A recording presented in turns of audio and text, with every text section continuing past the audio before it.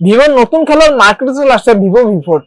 তবে এই ফোনটি দেখতে খুবই সুন্দর এবং একটি মজার বিষয় আছে কি জানেন, মানে এই ফোনটিতে যতগুলো ক্যামেরা রয়েছে সবগুলো ক্যামেরাই কিন্তু 50 মেগাপিক্সেলের করে। পোর্টস বাটন নিয়ে কথা বলতে গেলে ফোনটির রাইট সাইডে রয়েছে একটি ভলিউম বাটন এবং একটি পাওয়ার নব বাটন, এবং লেফট সাইডে কিছুই নেই। এবং উপরের দিকে রয়েছে একটি নয়েজ ক্যান্সেলেশন মাইক, এবং নিচের দিকে রয়েছে main speaker, USB type C charging port এবং প্রাইমারি মাইক এবং একটি সিম ট্রে। তবে এই সিম ট্রেতে কিন্তু শুধুমাত্র দুটি সিম ইউজ করতে পারবেন, কোনো এক্সটার্নাল মেমোরি কার্ড ইউজ করতে পারবেন না। সাথে আছে 6.78 ইঞ্চি ডিসপ্লে, থিকনেস 7.58 মিলিমিটার এবং ওয়েট 190 গ্রাম। তবে ওয়েট 190 গ্রাম হলেও মানে 200 গ্রাম না, যেহেতু 90 গ্রাম মোটামুটি লাইট ওয়েটই আছে এবং থিকনেসও মোটামুটি 8 ভিতরেই আছে। তবে ওয়েট যদি একটু বেশি, তাও মনে করেন হ্যান্ড ফিল ভালোই পাবেন, মানে হাতে ধরে খুব একটি ওয়েট ফিল হয়নি। হ্যান্ড গ্রিপটাও খুব সুন্দরই পাওয়া যাচ্ছিল, তো হ্যান্ড ফিল খুব সুন্দর পাবেন, মানে এক হাতে অনায়াসে ব্যবহার করতে পারবেন।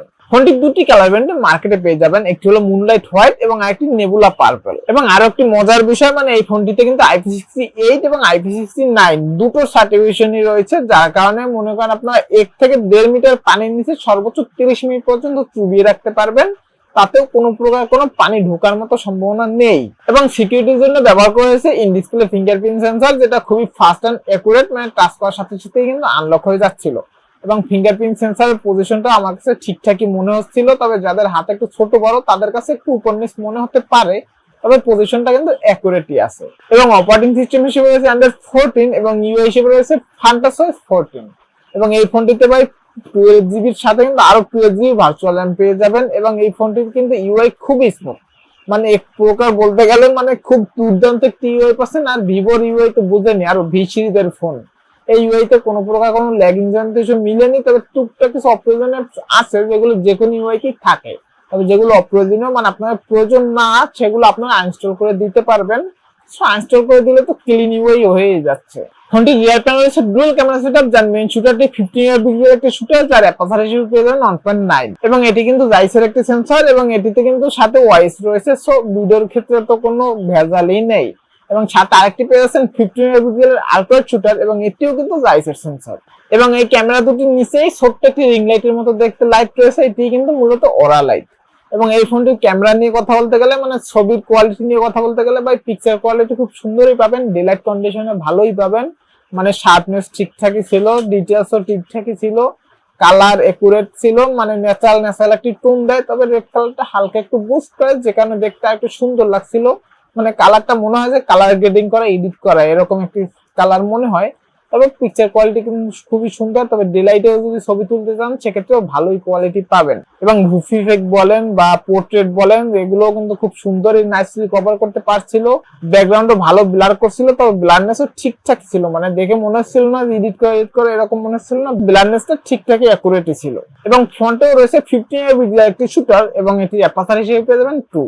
এবং এই ফোনটি রিয়ার ক্যামেরা দিয়ে মানে সর্বোচ্চ ভিডিও রেকর্ড করতে পারবেন 4K 30 fps, তবে 1080p তে ভিডিও করলে সবচেয়ে বেস্ট রেজাল্ট পাবেন। এবং ভয়েস সাপোর্ট যেহেতু রয়েছে, তো চিন্তা নেই, ভিডিও করার সময় মানে হাত যদি নাড়াচাড়া করেন বা হেঁটে হেঁটেও ভিডিও করেন সেক্ষেত্রে কিন্তু শেকি ভাবটা আসবে না, মানে স্মুথ ভিডিও আসবে। ফোনটিতে ক্যামেরা 2 API রয়েছে, যার কারণে আপনারা চাইলে ইন ফিউচারে জিক্যাম মানে ম্যানুয়াল ক্যামেরা ইউজ করতে পারবেন। এবং এটিতে কিন্তু ডুয়েল স্টেরিও স্পিকার রয়েছে, যার কারণে সাউন্ড তো খুব সুন্দর পাবেন, মানে সাউন্ড কোয়ালিটি অসাধারণ, মানে এক কথায় ভাই মুভি দেখে বা কন্টেন্ট ওয়াচিং করে খুব সুন্দর লাগবে, মানে সাউন্ড একদম ক্লিয়ার, ক্রিস্পিনেস বলেন, বেস বলেন, বিট বলেন, একদমই ক্লিয়ার সাউন্ড পাবেন। ব্যাটারি সেকশনে 5500 mAh একটি বড় ব্যাটারি, এবং এটি কিন্তু সিলিকন কার্বনের ব্যাটারি।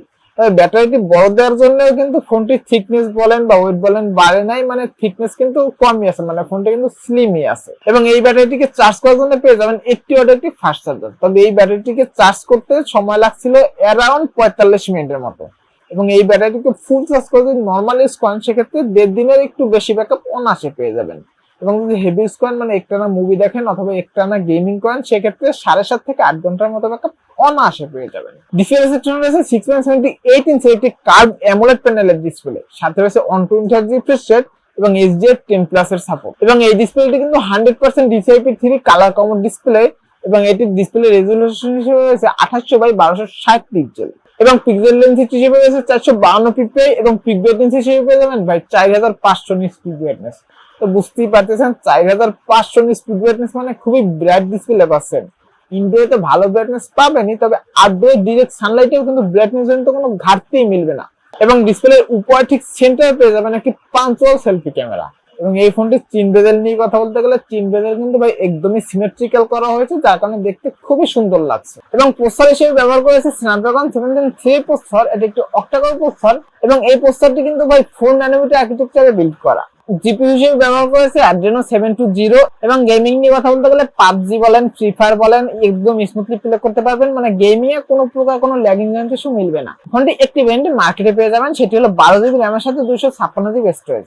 এবং এই ভ্যারিয়েন্টটি র্যাম টাইপ হিসেবে পেয়ে যাবেন LPDDR4X এবং স্টোরেজ টাইপ হিসেবে পেয়ে যাবেন UFS 2.2। এবং এই ফোনটির অফিসিয়াল ভাবে প্রাইস রাখা হয়েছে 62,999 টাকা। ফোনটির ভালো দিক এবং খারাপ দিক নিয়ে কথা বলতে গেলে সবার প্রথমে যদি ভালো দিক নিয়ে কথা বলি তাহলে সবার প্রথমে আসে ভাই এই ফোনটির ডিসপ্লে, মানে ডিসপ্লেটা কিন্তু কার্ভ অ্যামোলেড প্যানেলের ডিসপ্লে আর পিক ব্রাইটনেসও ভাই 4500 নিটস, তো যথেষ্ট ব্রাইট ডিসপ্লে কিন্তু।